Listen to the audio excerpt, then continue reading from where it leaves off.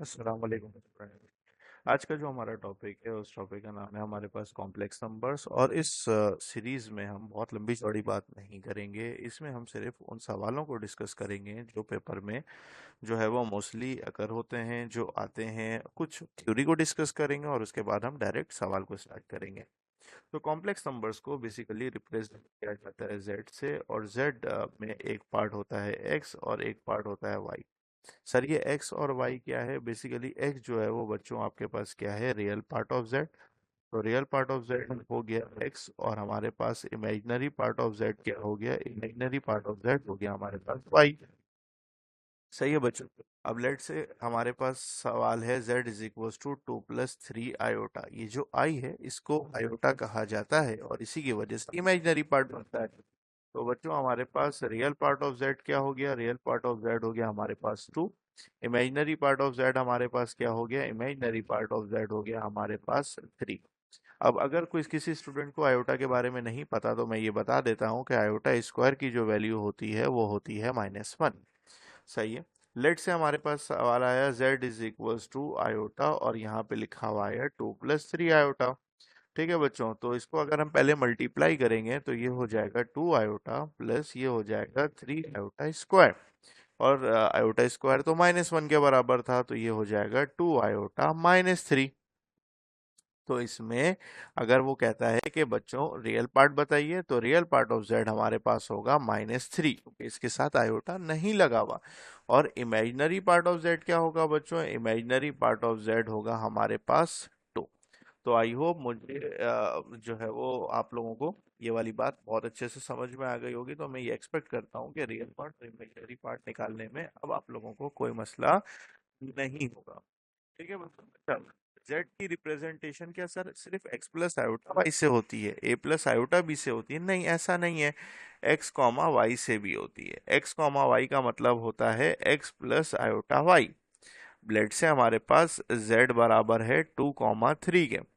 तो इसको लिखने का तरीका क्या होगा? 2+3 आयोटा, सिंपल।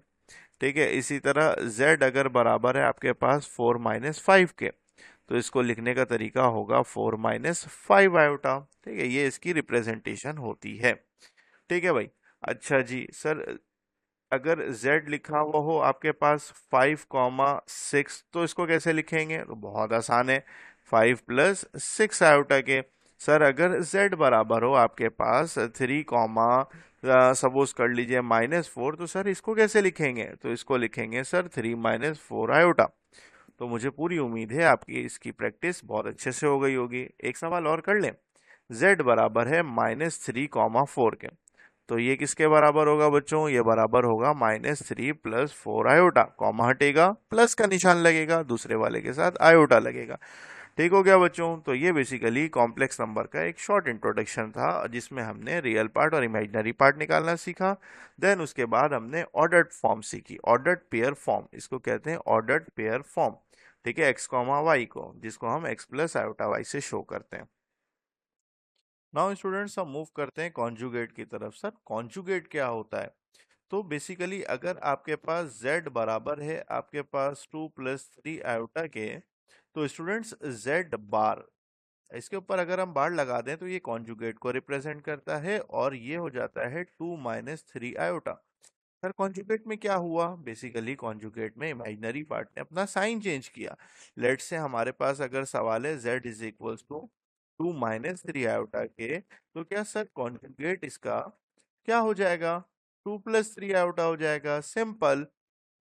अगर मेरे पास z बराबर है -4-6 आयोटा के, तो सर इसका कॉन्जुगेट क्या होगा? तो z बार बराबर हो जाएगा -4+6 आयोटा। रियल पार्ट वैसे ही रहेगा, इमेजिनरी पार्ट अपना साइन चेंज करेगा। अब सर ऑर्डर पेयर फॉर्म में भी हो सकता है, बिल्कुल हो सकता है। 2,3 है, तो z बार क्या होगा? z बार बराबर हो जाएगा 2, -3 के। ठीक है, अगर z बार बराबर है आपके पास 6,4 के, तो ये तो सर ये तो आपने कॉन्जुगेट दे दिया। तो इसकी नॉर्मल फॉर्म क्या होगी? इसकी नॉर्मल फॉर्म होगी आपके पास, इमेजिनरी पार्ट अपना साइन चेंज कर चुका है ना, तो ये बेसिकली 6, -4 होगा।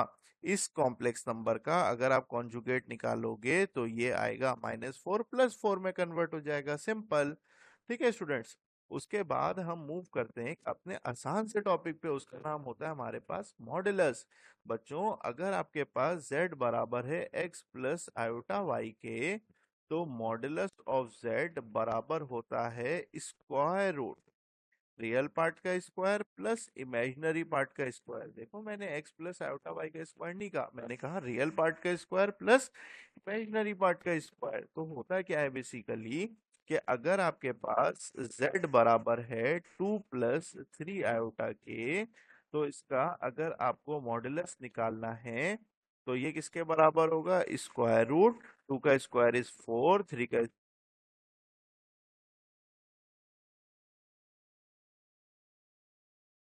तो बास बच्चे इसमें गलती क्या करते हैं? गलती ये करते हैं कि आयोटा भी लगा देते हैं, तो आयोटा की वजह से वो -9 हो जाता है, गलत हो जाता है।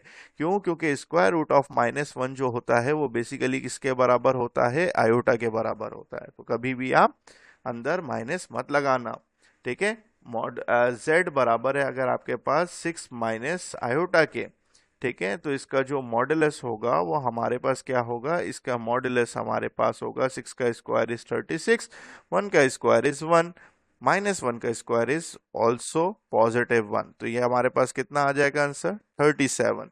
ठीक है बच्चों, तो ये हमने क्या सीख लिया? मॉडुलस का कॉन्सेप्ट सीख लिया। बस एक मॉडुलस की प्रॉपर्टी याद रखिएगा कि मॉडुलस ऑफ z निकालिए, मॉडुलस ऑफ z बार निकालिए, मॉडुलस ऑफ -z निकालिए, या फिर मॉडुलस ऑफ -z बार निकालिए, इसका आंसर हमेशा सेम आता है।